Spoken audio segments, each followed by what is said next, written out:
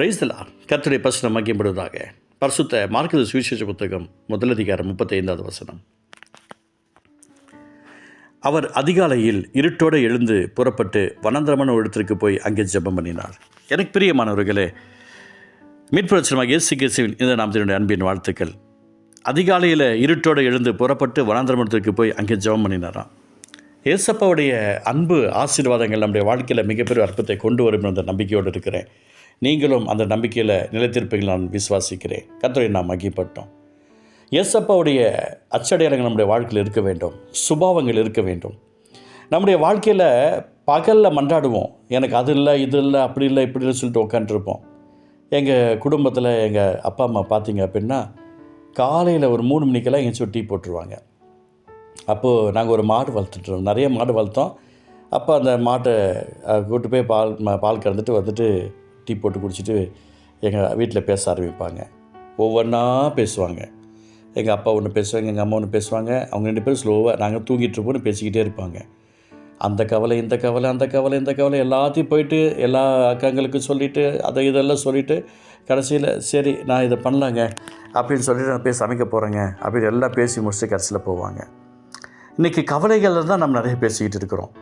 ஆனால் ஏசப்படி அன்பை ருசி பார்த்த பெருமை எங்கள் அம்மா ஜெபத்தை குறித்து சொல்ல ஆரம்பித்தாங்க. நல்லா ஜெபம் பண்ணு, நல்லா பைபிள் படி, நல்லா பாட்டு பாடு, நல்லா ஆராதனை செய், ஏசப்பா உனக்கு என்ன சொல்கிறோ அதை மட்டும் செய். கடைசியாக எங்கள் அம்மா என்னோட பேசின வார்த்தை இந்த வார்த்தை தான்.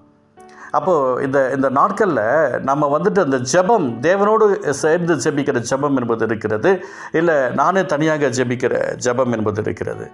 அப்போ இந்த இடத்துல கர்த்தர் நமக்கு வச்சிருக்கிற காரியங்கள் பாருங்கள். என்னுடைய வனாந்தரமான பிரச்சனைகள், வனாந்தரமான கஷ்டங்கள், வனாந்தரமான காரியங்கள் எல்லாம் மாறணும் அப்படின்னு சொன்னால் அதிகாலை இருட்டோடு எழுந்து வனாந்தரத்துக்கு அங்கே ஜெபம் பண்ணணுமா? எவ்வளோ பெரிய விஷயம் பாருங்களேன். இன்றைக்கி நம்ம ஜெபத்திற்கு நிறையா ஃபெசிலிட்டிஸ் தேவைப்படுகிறது. ஜெபம் பண்ணலன்னா உடனே பாய் போட்டு தான் சிலர் உட்காருவாங்க. பாய் இருந்தால் தான் உட்காருவாங்க சிலர். ஒரு சகோதரர் எங்களை தேடி வந்திருந்தாங்க. ரொம்ப பெரிய திருவண்ணாமலையிலேருந்து ஒரு சகோதரங்களை தேடி வந்திருந்தாங்க. வாங்க அப்படின்னு சொன்னோம். அப்போ எங்கள் வீட்டில் இருக்க திங்ஸ் எல்லாம் கொண்டு போயிட்டு ஊரில் போட்டுட்டோம். அப்போ அவர் நான் ஊழியம் செய்கிறேன் அப்படின்னாரு. நான் இந்த மாதிரி ஒரு ஏஎல்சியில் இருக்கிறேன், நான் ஊழியம் செஞ்சிட்ருக்கிறேன், நான் சொல்லுங்கள் அப்படின்னா. சரி உட்காருங்க அப்படின்னு பாயை போட்டோம். நான் ஊழியக்காரர், நான் சேரில் தான் உட்காருவேன், பாயெல்லாம் நான் உட்கார மாட்டேன்ட்டார். அப்புறம் பின்னாடி தாசுன்னு சொல்லிட்டு இருக்காங்க, அவங்க வீட்டில் போயிட்டு சேர் எடுத்து போட்டோம். அதுக்கப்புறம் அவங்க உட்காந்தாங்க. 1 மணி நேரத்துக்கு அவன் நின்றுட்டே இருந்தாப்புல தான் மனுஷன். அதுக்கப்புறம் மோகன் சார் இங்கே மீட்டிங் நடத்துகிறாரு. அவன் மூலிமா தான் நான் வந்திருந்தார். அவனை குறித்து பேசுகிற ரொம்ப தாழ்மையான மனுஷன் அப்படின்னு சொல்லிட்டு சொன்னார். இவருடைய பேரை சொல்கிறதுக்காக தப்பாக நினைக்க வேண்டாம். சில ஊழியர்களுக்கு எங்களுக்கே கூட சில விஷயங்கள் தெரியாது. அப்போது இயேசுவி நாமத்தில் நான் சொல்கிறேன், ஆண்டோடைய அன்பு நம்மளோட கூட இருந்துச்சு அப்படின்னு சொன்னால் எதையும் எக்ஸ்பெக்ட் பண்ண மாட்டோம். தேவனுக்காக நம்ம ஓடுவோம். இன்றைக்கி நம்முடைய குடும்பங்களில் எவ்வளோ பேர் கஷ்டப்பட்டுருக்காங்க, வேதனைப்பட்டிருக்காங்க. அதிகாலை இருட்டோடு எழுந்து அவங்களுக்காக போய் நம்ம ஜெபம் பண்ணுவோம். இன்றைக்கி அவங்க தேவைகளோடு இருக்கிறாங்களா, அதிகாலையில் இருட்டோடு எழுந்து அவங்களுக்காக போய் ஸ்தோத்திரம் பண்ணி ஜெபம் பண்ண ஆரம்பிங்க. யாரெல்லாம் நம்முடைய குடும்பத்தில் அப்படி இருக்கிறாங்க அவங்களுக்காக அதிகாலை இருட்டோடு எழுந்து போங்க. ஏசப்பாவே ஜெபம் பண்ணாருங்க. நான் யார் தெரியுமா? நான் எப்படி அப்படி ஆள் தெரியுமா? இது எல்லாத்தையும் படைக்காம அருகே நான் இருந்தேன்.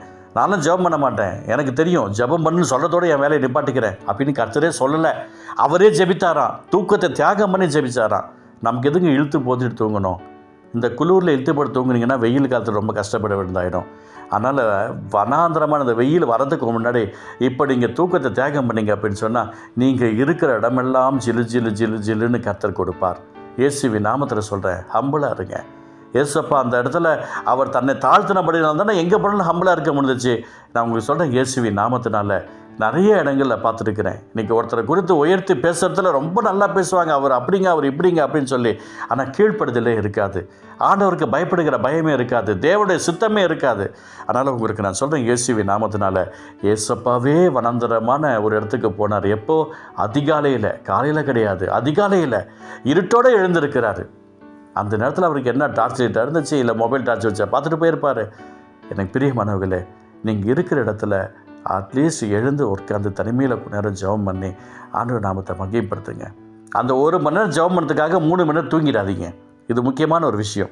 நீங்கள் 1 மணி நேரம் ஏஞ்சி ஜெபம் பண்ணிட்டேன், நான் நைட்டு ஏஞ்சி ஜெபம் பண்ணுறேன்னு சொல்லி 4 மணி நேரம் தூங்குற ஆளெல்லாம் எனக்கு தெரியும். ஒரு அற்புதத்தையும் பார்க்க முடியாது, ஒரு நன்மையும் வராது.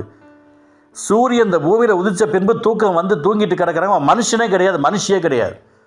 மனம் திரும்பணும். ஏசப்பா பிள்ளைன்னு சொல்கிறதுக்கு அர்த்தமே கிடையாது.